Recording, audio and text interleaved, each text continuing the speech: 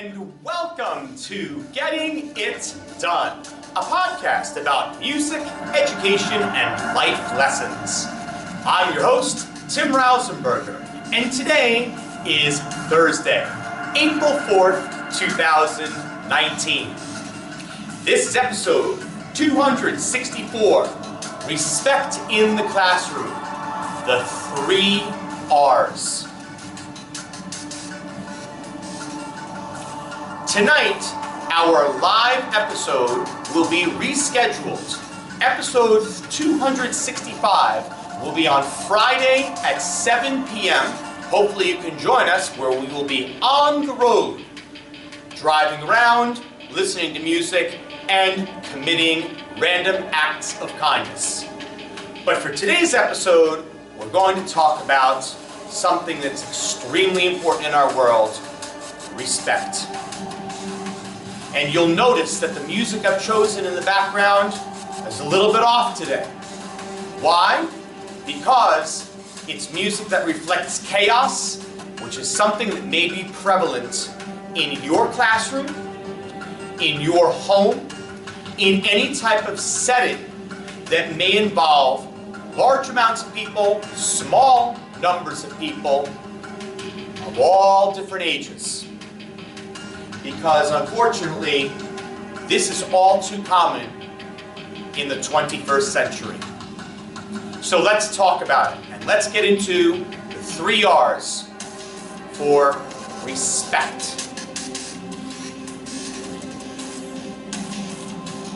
Let's take a look at these 3 words: others, the environment, and yourself.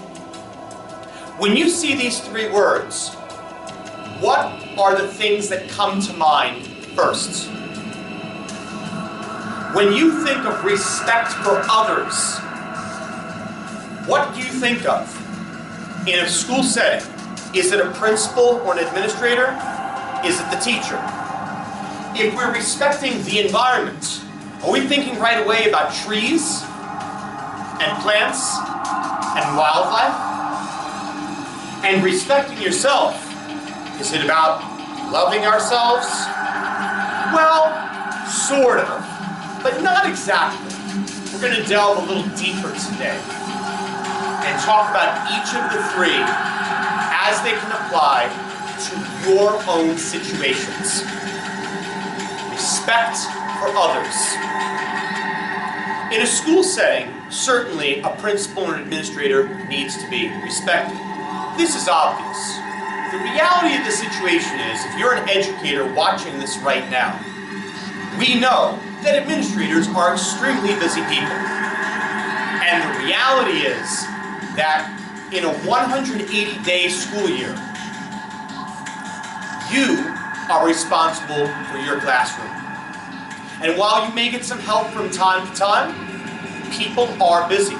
And we need to have control over our classrooms, and our classroom management needs to be outstanding at all times. The respect for others is everything, because it's not just for the principal or the administrator. It's not just for the teacher, and it's not just for parents. It's for all other people. Being respectful of their beliefs, being respectful of their feelings, being respectful and understanding that certain people can learn quicker than others. For some people in the class, modifications need to be made. This all factors into the respect issue. And you can address this in any situation. There is no harm with saying to a classroom that I need to repeat things a certain number of times, because there are people in this classroom who need that, without saying any names. That's having respect for other people as an educator. So respect for others is everything. After all, we don't have enough of it in 2019. Number 2, respect for the environment. Absolutely. You'll see my green background. And that was not part of the plan. We think of saving the trees, saving the plants, saving the planet, saving the environment. While those things are wonderful, respect for the environment has to do with our surroundings. More importantly, our immediate surroundings. If you are a teacher in a classroom, we talk about the chairs and the desks. In the music classroom I'm in right now, we're discussing the percussion equipment I have in the back of the room, the keyboard that's to my left with an amplifier, my MacBook, and making sure that students understand and respect that some of this property belongs to the school, some of it belongs to me. I have many items that I have available to my students that they are welcome to use. They are welcome to hold on to throughout class, but they have to ask permission. That is a basic respect. Respecting the environment, respecting surroundings, all about. And as a teacher, as a parent, as a coach, as an advisor, you need to make sure it doesn't matter how many times you think they've heard it or that they should know better. It needs to be stated. It needs to be said. This is how I run this situation. These are my expectations. And when you establish that, you have a reference point, you can go back to it. We cannot just assume that people respect everything, because unfortunately they don't. And that comes back again to others. Because after all, if you don't respect yourself, how in heaven's name are you ever going to respect others and the environment?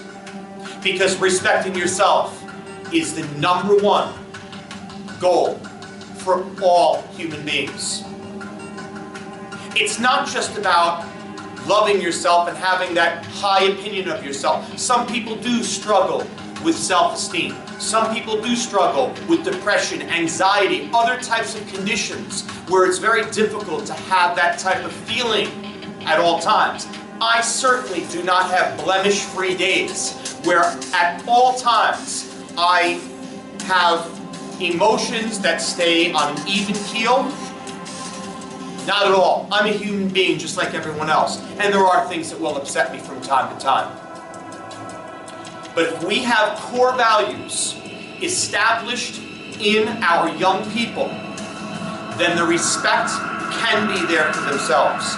It comes down to manners, saying please, saying thank you, holding a door open for someone, saying something nice to someone for no reason at all, a random act of kindness.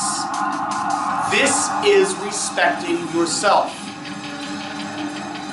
It's been amazing when I think about the respect that I have for myself now and being more accountable for my own actions and all of the good karma that has especially been coming my way over the past 2 years. And those sounds that are behind me in that music have faded to the background. And now I'm a lot more at peace, because I know that in my heart of hearts I am doing the right thing. And this is something that teachers and parents and people in powers that be, any type of authority figures, we need to convey this information to everyone. So I cannot stress enough to take the time, show this video to other people, share it with other people. We can all learn from this, because respect, my friends, is absolutely everything.